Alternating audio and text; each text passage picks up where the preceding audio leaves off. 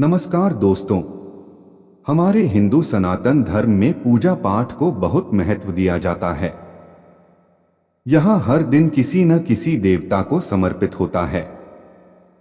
वैसे ही बृहस्पतिवार का दिन भगवान विष्णु को समर्पित होता है।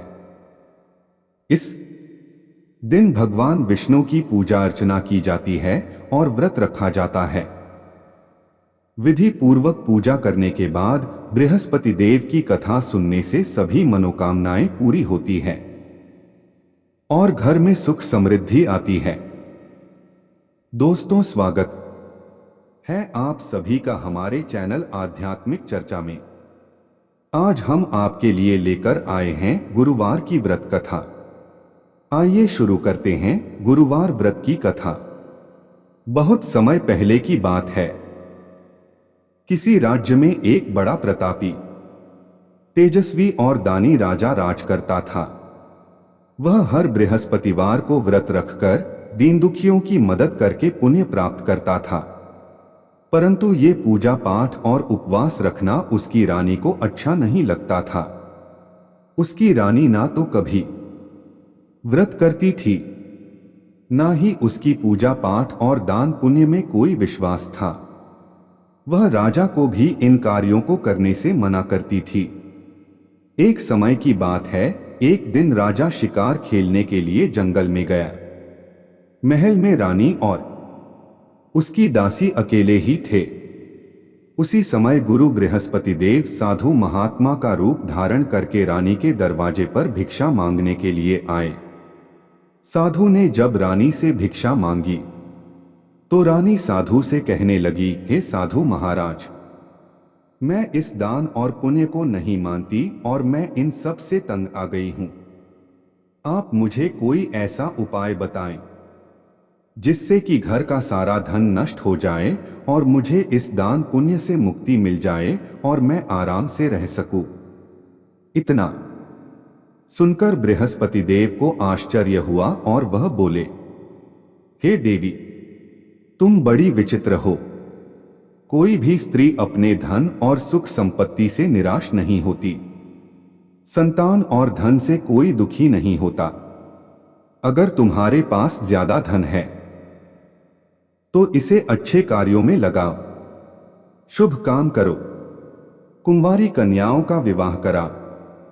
तुम उन पैसों से पाठशाला बनवाओ और बाग बगीचे लगवाओ, जिससे तुम्हारा लोक परलोक दोनों ही सुधर जाएगा। परंतु रानी पर साधु की इन बातों का कोई असर नहीं हुआ। उसे कोई खुशी भी नहीं हुई। रानी साधु से यही पूछती रही कि मैं ऐसा क्या करूं। उसने कहा कि मुझे ऐसे धन की आवश्यकता नहीं है जिसे मैं दान दूं और जिसे संभालने में मेरा सारा समय नष्ट हो जाए। तब साधु ने कहा, रानी, अगर तुम्हारी ऐसी इच्छा है तो जैसा मैं कहता हूं तुम वैसा ही काम करना। गुरुवार के दिन तुम अपने घर को गोबर से लीपना, अपने बालों को पीली मिट्टी से धोना, राजा से हजामत बनाने को कहना, भोजन में मां समदिरा का प्रयोग करना, कपड़ों के भी साफ सफाई और धुलाई करना। इस प्रकार 7 बृहस्पतिवार करने से तुम्हारा समस्त धन नष्ट हो जाएगा और इसको संभालने में तुम्हारा समय भी नहीं नष्ट होगा। इतना कहकर साधु के रूप में बृहस्पति देव अंतर्ध्यान हो गए। रानी ने साधु के द्वारा बताए गए कार्यों को करना शुरू कर दिया। साधु के अनुसार कही बातों को पूरा करते हुए रानी को केवल 3 बृहस्पतिवार ही बीते थे कि उसकी समस्त धन संपत्ति नष्ट हो गई। धन संपत्ति नष्ट होने से राजा का परिवार भोजन के लिए तरसने लगा।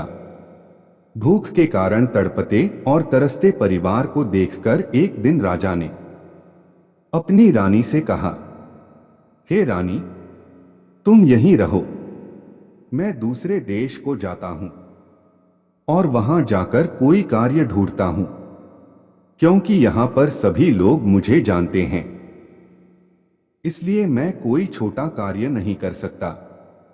ऐसा कहकर राजा रानी और दासी को महल में छोड़कर दूसरे देश चला गया। वहां वह जंगल से लकड़ी काटकर लाता और उसे बेचता। इस तरह वह अपना जीवन व्यतीत करने लगा।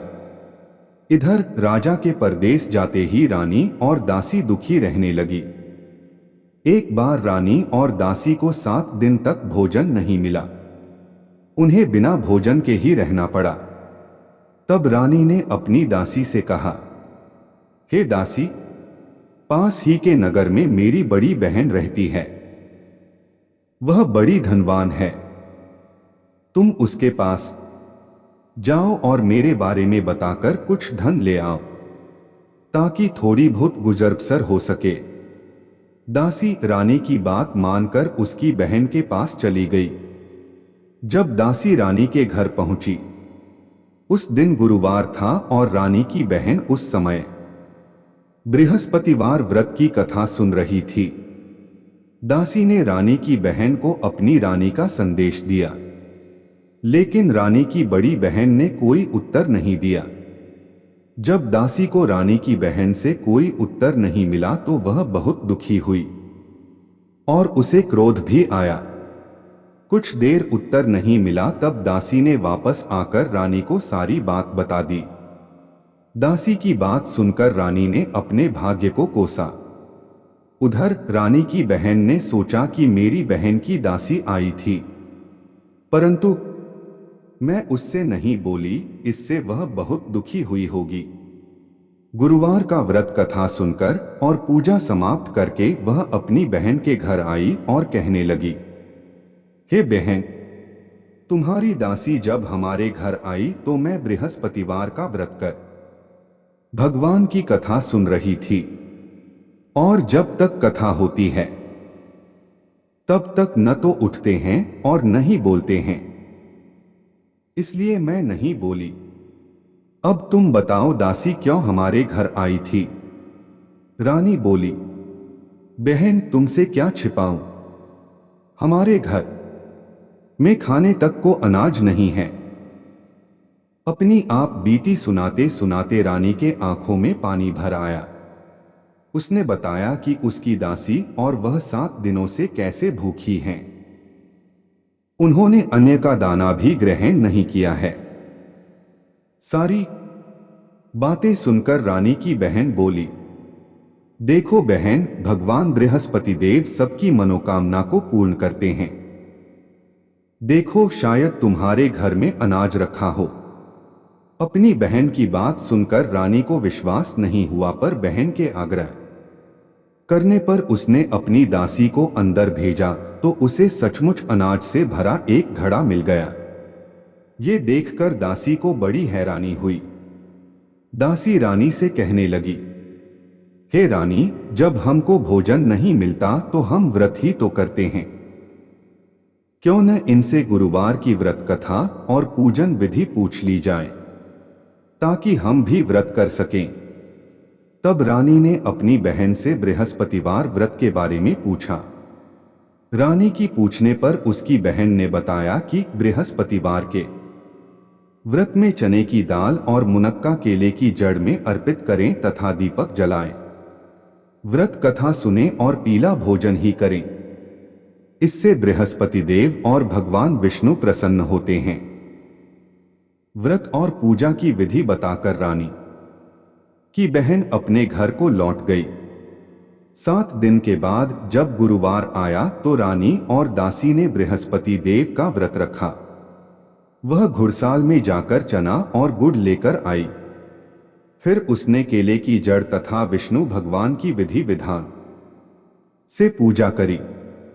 अब पीला भोजन की चिंता को लेकर दोनों बहुत दुखी हुए, लेकिन उन्होंने बृहस्पति देव का व्रत रखा था, इसलिए बृहस्पति देव उनसे प्रसन्न थे। वह एक साधारण व्यक्ति का रूप धारण करके उनके घर आए और 2 थालों में पीला भोजन दासी को देकर चले गए। भोजन पाकर दासी प्रसन्न हुई और फिर रानी के साथ मिलकर भोजन ग्रहण किया। उसके बाद वह सभी गुरुवार को व्रत और पूजा करने लगी। बृहस्पति देव की कृपा से उनके पास फिर से धन संपत्ति आ गई। परंतु रानी फिर से पहले की तरह आलस्य करने लगी। तब दासी बोली, देखो रानी, तुम पहले भी इस प्रकार आलस्य करती थी। तुम्हें धन रखने में कष्ट होता था, इस कारण सभी धन नष्ट हो गया, और अब जब देव बृहस्पति की कृपा से हमें धन मिला है तो तुम्हें फिर से आलस्य करने लगी हो। रानी को समझाते हुए दासी कहती है कि बड़ी मुसीबतों के बाद हमने ये धन पाया है, इसलिए हमें दान पुण्य करना चाहिए, भूखों को भोजन कराना चाहिए और धन को शुभ कार्यों में खर्च करना चाहिए। इससे तुम्हारे कुल का यश बढ़ेगा, स्वर्ग की प्राप्ति होगी और पितृ प्रसन्न होंगे। दासी की बात मानकर रानी अपना धन शुभ कार्यों में खर्च करने लगी। इससे पूरे नगर में रानी का यश बढ़ने लगा। कुछ दिनों के बाद राजा भी दूसरे देश से अपने राज्य में वापस आ गया। बृहस्पति देव की कृपा से राजा और रानी को अपना खोया हुआ राज्य, धन, संपत्ति और सुख वैभव सब वापस मिल गया। बृहस्पतिवार व्रत कथा के बाद श्रद्धा के साथ आरती करनी चाहिए। इसके बाद प्रसाद बांटकर उसे ग्रहण करना चाहिए। तो सभी भक्त बोले बृहस्पति देव की जय। और हमारी इस वीडियो को लाइक शेयर करें और कमेंट बॉक्स में जाकर जय विष्णु भगवान जरूर लिखें। भगवान विष्णु आप सभी की मनोकामनाएं जल्द ही पूरी करें। धन्यवाद। आपका दिन शुभ और मंगलमय हो।